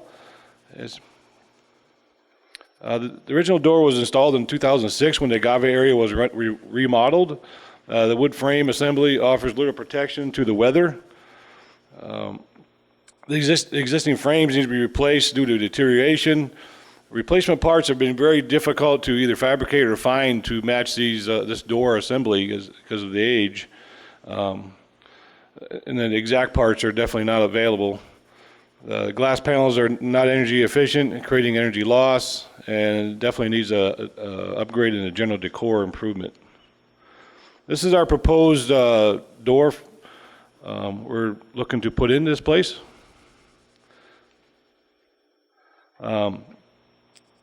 The door will be the exact same size as what's in there currently. There is a 12-week manufacturing lead time once we order it. The door will have the ability to be actuated from a push button, which we do not have now, which I think is a good addition to be able to have a resident be able to push the button, have both doors actuated at the same time. That isn't at additional cost of $2,750. The small team that has been put together will have to go down and select the actual steel color, the pull handles and the hinge color and things like that there. We'll do a final selection on that as well. There's a limited lifetime warranty on the structure and the operation and a 2-year on the finish. And they've offered to provide a touch-up paint kit. 3 providers sent me a proposal: Iron Doors, First Impressions, Arizona Entrance Systems. Also, architectural openings, I wanted to explore based on a recommendation from I think the Property and Roads Committee. Wanted to know what it would cost to put an actual automatic sliding door in there. So I asked architectural openings to give me a cost to be very similar to one we have on the main entrance of the clubhouse, and they did provide a cost for that. However, there's some challenges with that type of door on this area itself. The door typically operates on it with a proximity sensor. When you walk up to it, like it does now at the main entrance, and it opens up automatically. And at this entrance, there's no overhang that hangs out past the door from the exterior of the building. So anything moving outside of there, whether it be rain birds, whatever the case may be, it's going to actuate, has potential of actuating that door to be opening prematurely. And then from the inside going out the door, if you were to go out towards that door and take a hard left into the Agave restaurant area, you would be able to set that door off as well too. So it'd be kind of premature operation as well. So I don't think that's a good option for this entrance. Is there a motion?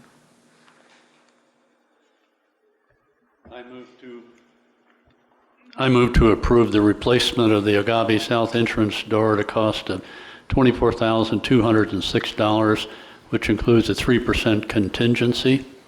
Funds to come from the replacement reserve fund in accordance with the SaddleBrooke 1 procurement policy. Any board discussion on this? John, I do have a question. Yes, sir. With regard to the contract terms and conditions, can I assume, or maybe I shouldn't say that, that they're going to do the delivery? There's a few things in there that said that the buyer assumes risk if we pick it up and if we mismeasure and that sort of thing. I mean, is this all being done in-house, or are they going to be delivering it, and so we're not subject to that? It's turnkey. They're going to remove the existing one, install the new one when they bring it, and also remove the old one from the property as well. It's turnkey with the customer, with the vendor. Great, thanks.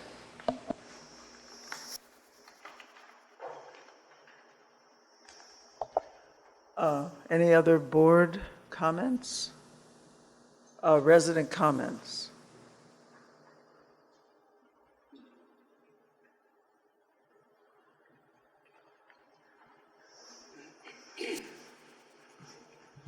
Harry Ford, Unit 21, Lot 2. What I'm going to do is have some of the same questions I had and submitted in writing back in December when this item was pulled, when it was in the agenda with the heaters. Why isn't this asset and fixed assets? It's just grouped in with the 40-year life items from the 2006 thing. Are there any other assets that are going to be needed to be replaced in the clubhouse before 2046?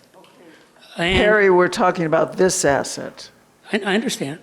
Are there other doors that need to be Harry, replaced? we're not talking about other doors and the replacement reserve. We're talking about this door. If you get multiple doors, you get a price break. So why not price them all the time? Nobody answered. Do the other doors need to be replaced? They have mold down by the door. Are all of these changes in accordance with ADA, Pinell County, and Fire Department regulations? Didn't say anything in the staff report. Thank you. Do you want to answer that, John? I'd love to. Yes. Yes, I did check with the fire department, and it actually came out and it took a look. As long as you're replacing like, for size, opening does not change. We're fine with moving that. If you change the type of way it opens, or you change the size of it, then yes, we'd have to go through a different type of process to get a permit and probably architectural drawings. But since we're changing like for like doors, there's no requirement to do that. Thank you, John, and thank you, Mr. Ford. And just be assured that the board is reading all your emails. Any other resident comment?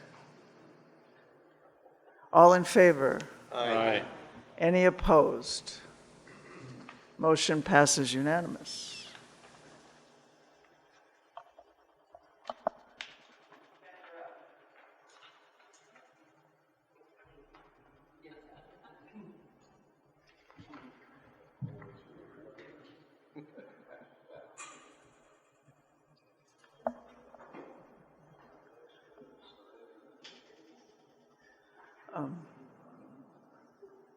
Hello, everyone. My name is Dylan Carruthers, and today I'm going to be doing a presentation on replacing the Vistas Kitchen Globe Mixer. So this is our current mixer we have in the kitchen right now. It was purchased in 2017, and since then, F&B has expanded their operation to a point where they're in need of a mixer that's more functional. We did the Roadrunner Grill remodel and added the pizza kitchen. The new mixer is a 3-speed versus single speed. The bowl is double the capacity, going from 30 to 60 quarts. It's a 3-horsepower motor rather than the 1 horsepower. It has more safety attachments and features to make it safer. There are more attachments available for the newer model. And it's freestanding, sitting right on the floor rather than on a table, which makes it a little safer and more sturdy. For the mixer we've chosen, we got our 3 quotes from Arizona Restaurant Supply, Webstaurant, and Cadem. We've selected the highest cost replacement. They were all kind of in the same ballpark with Arizona Restaurant Supply Company because they are local. Their return policy, we would deal directly with them on any warranty issues or problems. And Arizona Restaurant Supply is our preferred provider due to responsiveness and quality of work. Is there a motion? I move to approve the replacement of the Vistas Kitchen mixer at a cost of $18,311, which includes a 3% contingency, funds to come from the Replacement Reserve Fund in accordance with SaddleBrooke 1 procurement policy. Second. Board comments and questions? I just have one question. Yes, sir. What happens to the old mixer? I think we are going to put it in storage and hold it for backup just in case. And talk to Mike Roddy about storing it down in his warehouse. Pizzas and golf maintenance.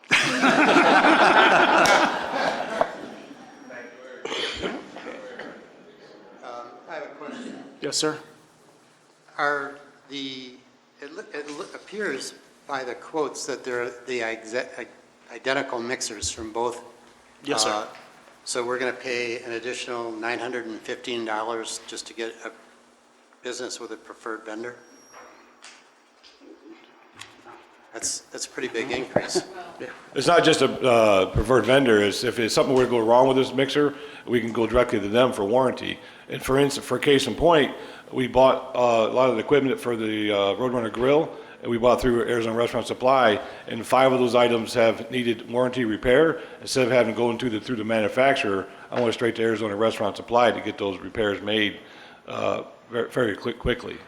So it's a better option to, if you ever have any issues with a piece of equipment, if you can go back to the actual supplier of it to provide a repair service within the warranty period. It's just kind of funny that the local guy is charging us $610 for freight, and the ones that aren't local are free or $55. Well, sometimes those 2 websites, Cadem and Webstaurant, they really don't give you an actual shipping cost until you actually enter a credit card. You know, then they say, well, by the way, there's a shipping cost once you get your credit card. So we don't actually. The one that says free is probably free. It probably is, yes. Yeah. Okay, it just seems like a large increase. So I agree with Tom's question. I will say, though, that that's where value comes in.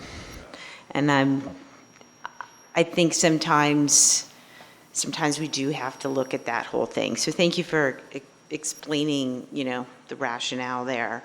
And I think we appreciate the information, though.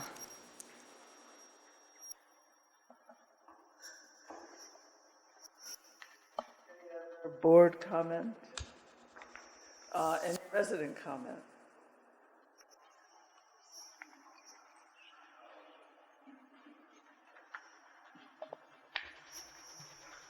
Harry Ford, Unit 21, Lot 2. I tried to open this when it was put on, but I got a 404 error message, so this is the first time I've been able to see the thing. I had the same questions. How much did the original mixer cost? What was the estimated life? What's the estimated useful life on this one?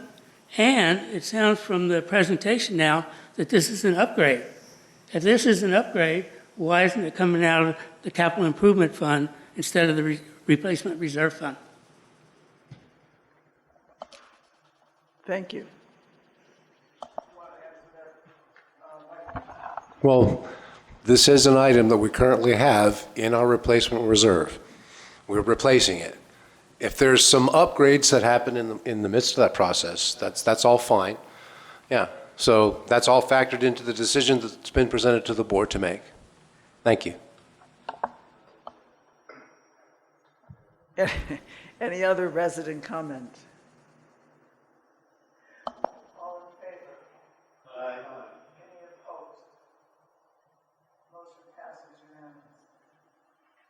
Thank you.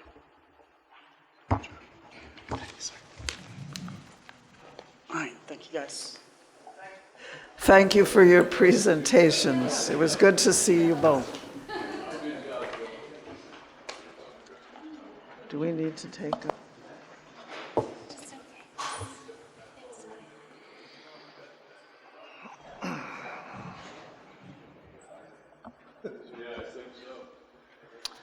Good afternoon. We have some proposed revisions to the rules.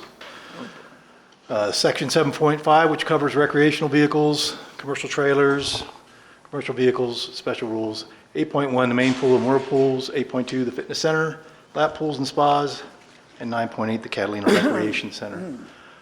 We have some issues, Patrol had some issues with the rules as they were written as it relates to RVs, and we wanted some clarification to the rules, so we took it to the Rules Committee.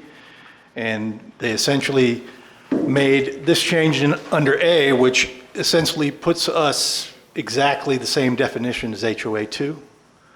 And then B, the definition of a commercial vehicle, we weren't really happy with the existing definition because of the exception that says that it's too large to be housed in an existing garage. Obviously, you can have a commercial vehicle that's parked in your driveway that does fit in the garage. And we wanted to eliminate that and then also just clarify that it's vehicles that are marked as commercial. And then the rules as it relates to the main pools and whirlpools and the fitness center, this is just simply a change to bring the language in compliance with the signage that exists in those facilities. Just changing the word from whirlpool to spas.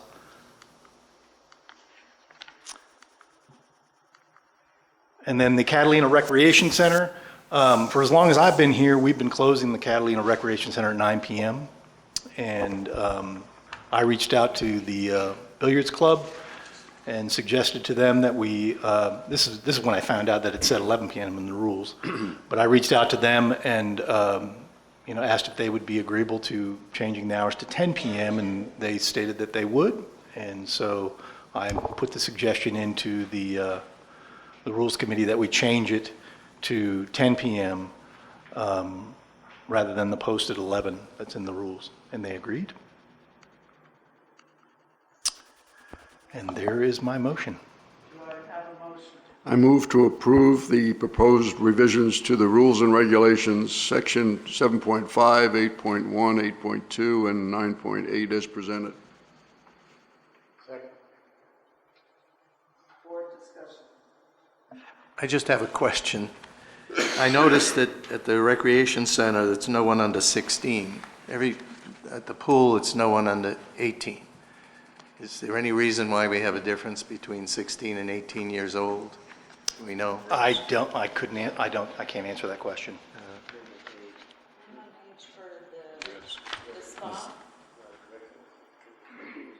Is that the difference, you think? Yeah. Yeah, so Mr. Allen, I don't know. Insurance reasons. Okay, thank you.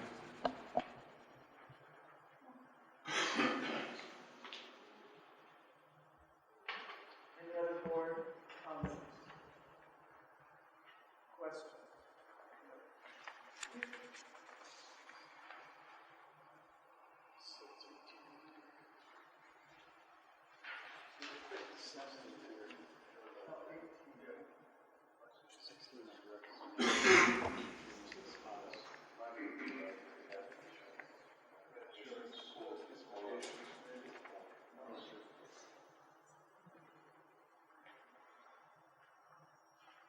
Any audience questions or comments on?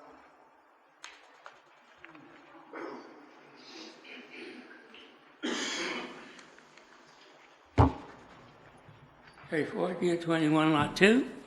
I'd sent him some documentation on my questions. The key one is it seems like we're treating the symptom here instead of the problem. We have a CC&R section, residential use, where it defines what residence can be used for business.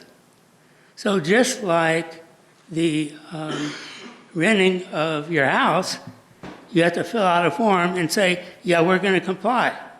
But here, we don't have anything that says the residents are using the home for business, and I agree that I'm going to comply. A good example, as far as enforcement, as I mentioned in my writing, is for months and months and months, I saw this big white truck at the house on Ocotillo. All he did is he's running a repair business. He has a magnetic sign that he puts on the side of his truck when he goes off to do business, and he takes it off when he parks it in the driveway. So how is this rule enforceable? Sometimes he forgot to take it off. It's sitting on the truck. It's the same with the residential use of renting your casita and a number of other things.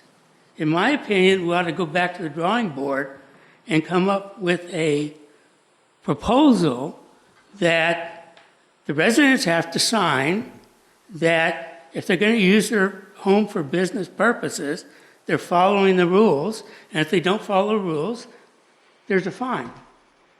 That's enforceable. I don't see where this is enforceable. Thank you. Thank you, Mr. Ford, for your comments, and thank you for your submitted comments as well. And I will assure you that if residents are breaking rules, that they will be contacted and fined, and we have procedures.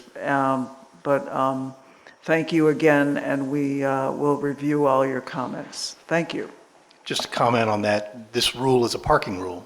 It's not a rule about business. And it's about parking commercial vehicles in front of your home. Thank you very much. Any other resident comment? All in favor? Aye. Any opposition to this? Hearing none, the motion passes unanimously. Next would be, Vivian, you're up. looks like Vivian.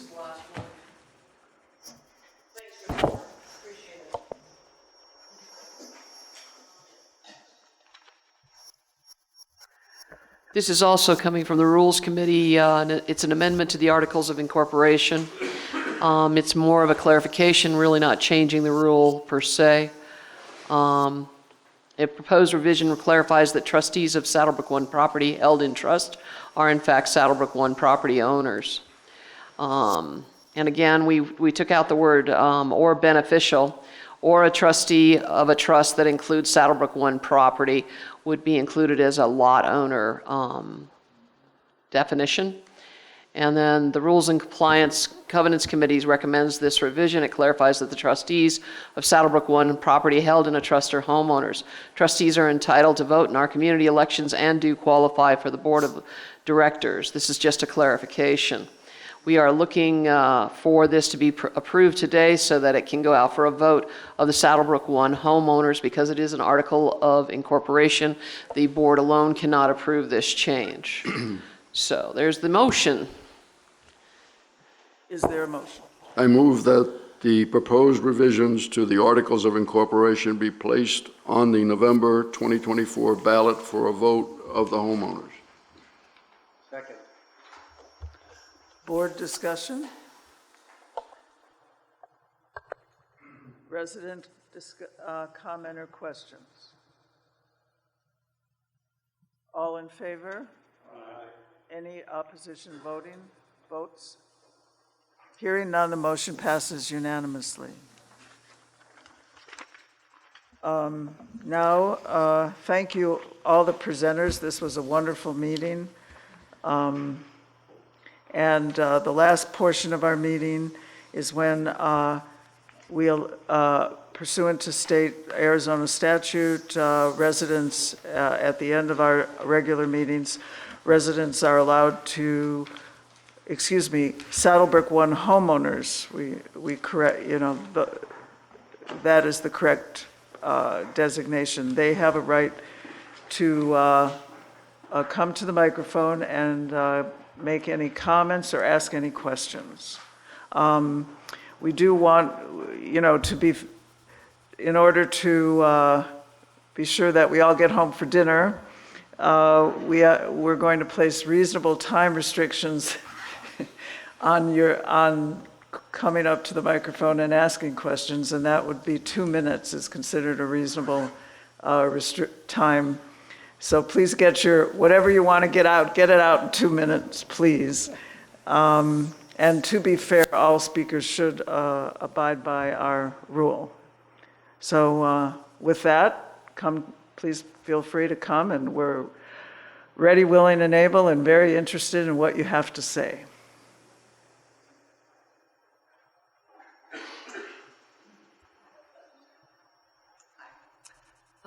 Linda Henriksen, Unit 6, Lot 44.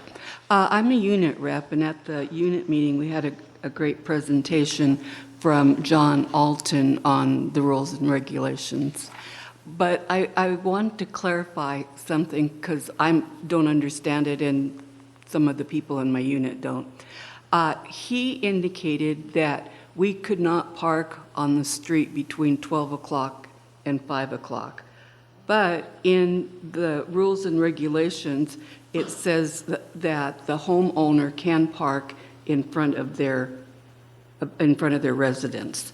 So I just wanted to clarify that because I put it out to the unit, and I've got some some feedback on that.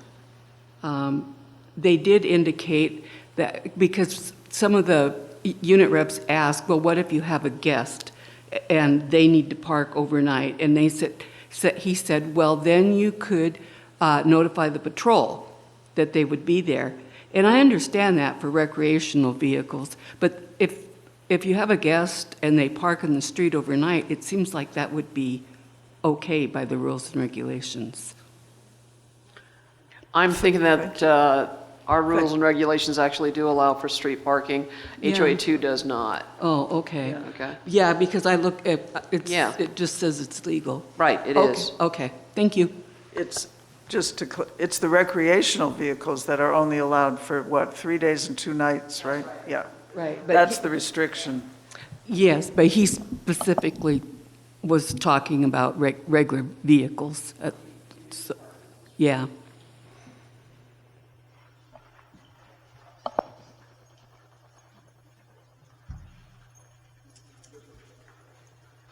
Good afternoon again, board members. Harry Ford, Unit 21, Lot 2. I provided extensive written comments and suggestions on the 5-year plan, including industry standards, like operating for 25 years without a long-range plan. It's like driving around with blinders and earplugs. The SaddleBrooke 1 residents deserve better after 25 years. I provided examples like Highlands of Dove Mountain had a third-party strategic plan in 2014. Their property values increases over the last 2 years are $200 million better than SaddleBrooke 1, whose average property value increases are down 5%, while most of our competitors are up. I provided other easily found examples, Sun City Oro Valley, who have a plan and a committee and an update, unlike SaddleBrooke 1. Sun City West had general manager do a 98-page long-range plan, and they have committee, and they have updates. I forwarded the SaddleBrooke 2 McMahon plan. They've done 700 strategic plans. I think they're much more qualified, and I would like to hire them or some other third-party consultant to come in. SaddleBrooke 1 hasn't done a strategic plan in 25 years. It's time we have a proper strategic plan with third-party to remove the bias, to have an updated survey, to have focus groups like our competitors are doing who are achieving better results than SaddleBrooke 1. Thank you. Thank you, Harry. And yes, we did receive your emails on that topic. And the board is reviewing them. And we are rolling up our sleeves, and we're very excited to review all the resident comments that have come in. And we're passionate about working on our draft 5-year plan, and thank you again. Any other resident comments?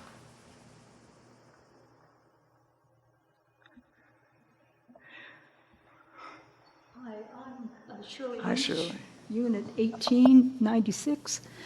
I'd just like to say this is a beautiful place, and you guys all do a good job. And I get a little tired of a few people being so negative. We live in a beautiful place, and you guys all do a very good job. Thank you.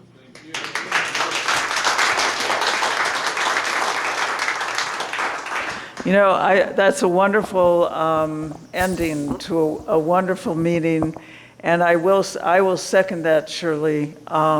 There's such unnecessary negativity that is going around, and it's just difficult sometimes to deal with it when we live in such a beautiful place. This is our home, and every time I come over that hill, I say to myself, welcome home. So I think there's a silent majority here that loves it here and has a much more positive outlook. And I love when we get comments like that. So what a wonderful way to end the meeting. Thank you very much.